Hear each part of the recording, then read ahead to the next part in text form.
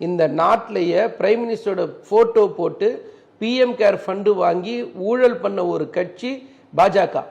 இன்னைக்கு வரைக்கும் அதோட வரவு செலவு கணக்கை காட்டாத கட்சி பாஜக. பிஎம்ஓ ஆபீஸ்ல அப்படி ஒரு ஸ்கீமே இல்லைன்னு சொல்றாங்க. அப்ப அதுல வாங்கின காசுலாம் எங்க போச்சு? பிஎம்ஓ ஆபீஸ்ல இருந்து பிஎம் கேர் ஃபண்டுன்னு ஒன்று வாங்கினார் அவர் கொரோனா காலகட்டங்கள்ல. அது இன்னைக்கு வரைக்கும் அது செயல்பாட்டில் இருக்கு. அப்ப அதோட ஃபண்டு எங்க? துவாரகா எக்ஸ்பிரஸ் ஊழலை பத்தி ஏன் பேச மாட்டீங்க? 7.5 லட்சம் கோடி ஊழல் ஒரு துறையில ஏன் பேசல? தேர்தல் பத்திர முறைகேடு வழக்கு ஏன் இது வரைக்கும் பேசல? ஊழல் 5G ஏல ஊழல் ஏன் பேசல? ரஃபேல் ஊழல் ஏன் பேசல? வியாபம் ஊழல் ஏன் பத்தி பேசல? சார் இங்க ஆட்சி சிறப்பா இருக்குது, வளர்ச்சி நீடித்த வளர்ச்சி இருக்கு, நிலையான வளர்ச்சி இருக்கு. சார் நிலையான வளர்ச்சியில தெளிவா ஒன்றிய அரசு கொடுத்த தரவுகள் அடிப்படையில் தான் நாங்க சொல்றோம். திரும்பவும் சொல்றேன், தயவு செய்து பாஜக அதை போய் பார்க்கணும்.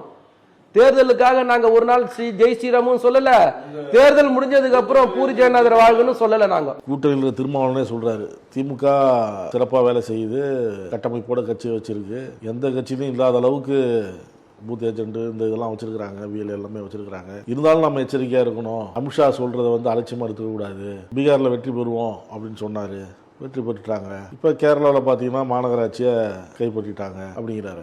அவர் சொல்றது பொறுத்த வரைக்கும் ஒரு கட்சி தலைவரா அவர் சொல்றாரு, அதுல நியாயமான கருத்துக்கள் இருக்கலாம். ஆனா நாங்க என்ன சொல்றோம்னா, அமித்ஷா இல்ல, மோடி இல்ல, பிஜேபி இல்ல, ஆர்எஸ்எஸ் இல்ல, தமிழ்நாடு என்னைக்குமே பிஜேபியை புறக்கணிச்சிருக்குன்னு நான் சொல்றேன்.